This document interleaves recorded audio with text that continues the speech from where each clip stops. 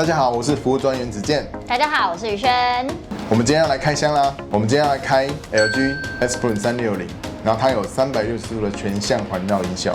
什么是全向环绕音效啊？基本上呢，就是一般喇叭我们只有面对它的正面才能听到声音嘛，在侧面它听到的声音就比较小声，然后或是很奇怪的声音。那全向环绕音效就是，不管你在这个喇叭的哪个方位，你都可以听到声音。好像蛮厉害的哦。对，蛮厉害的。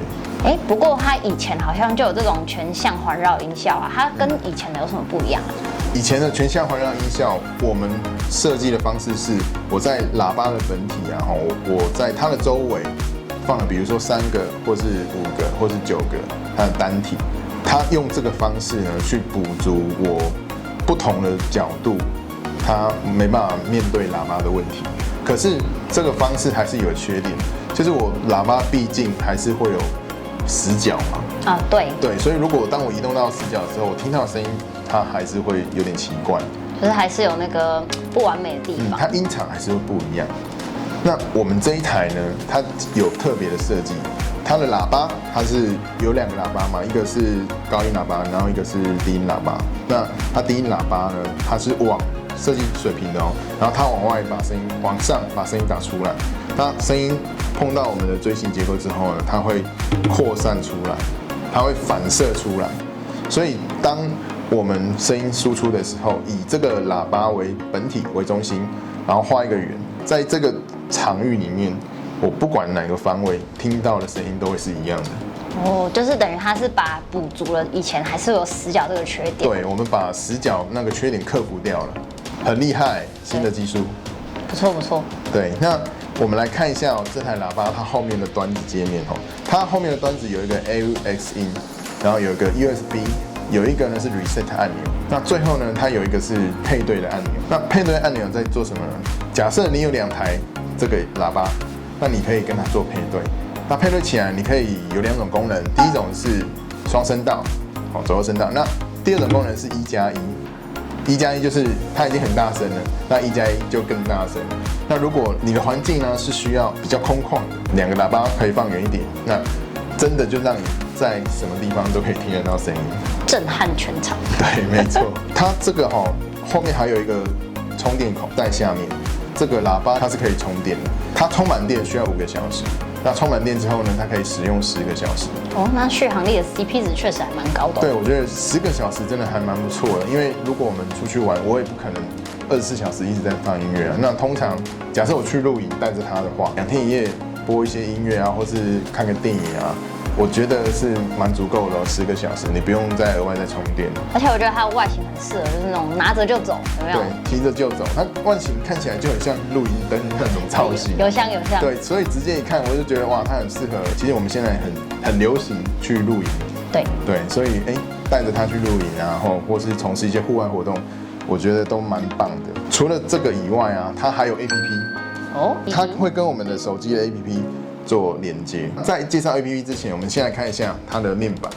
它的面板呢，它有几个按钮，第一个就是电源开关按钮，中间呢，它就是我们媒体键，开始、暂停或者是大小声都在这边。最旁边呢，它就是音源接收的切换，它有蓝牙，它有 AUX， 它有 USB， 所以我们可以去做我们音源接收的切换。所以呢，我觉得它已经算蛮全方位的，蓝牙啦、AUX 啊，或者是USB 都是我们很常见音乐的来源。我觉得基本都有。对，基本上都有。好，那我们先来进入 APP 来看一下我觉得它 APP 的功能也蛮全方位的。我觉得喇叭有 APP 可以用，真蛮酷的。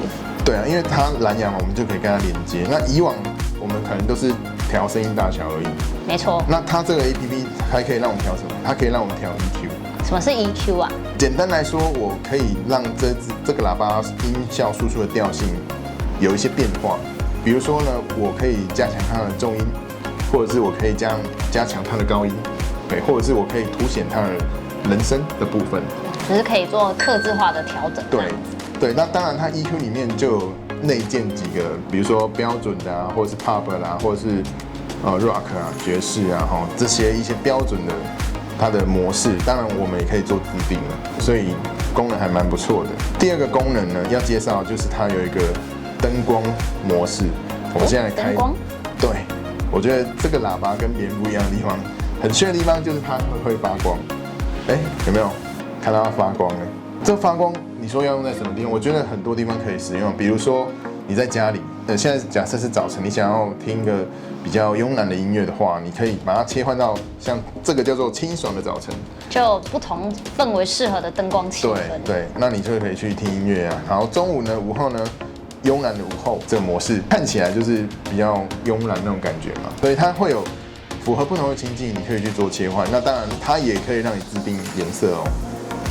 它的颜色你把它点进来哦，我的选择里面，它就会随着你的选择哦，它会调整各种颜色。哇，它可以调的范围太广了吧？对，它的色域其实蛮广的，还蛮不错的。我们呢就来播放重低音的部分，然后我们来看一下这个声音找这个灯光怎么去跟它搭配。好。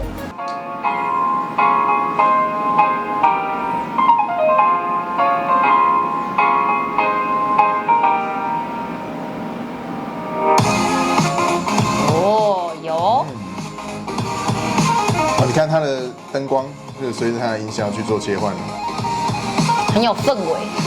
对啊。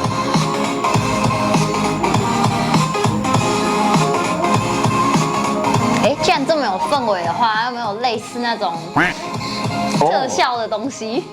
我们来看看，它其实有叫做 DJ 模式。哎呦，还有 DJ 哦。对，我们不是看 DJ 会对那个盘。DJ 盘。来，你来试用看看 APP。哎呦，好，它除了这个以外呢，它还有几个特效，好，非常综艺的效果，太多了吧？OK， 这个就留给大家自己去玩啦。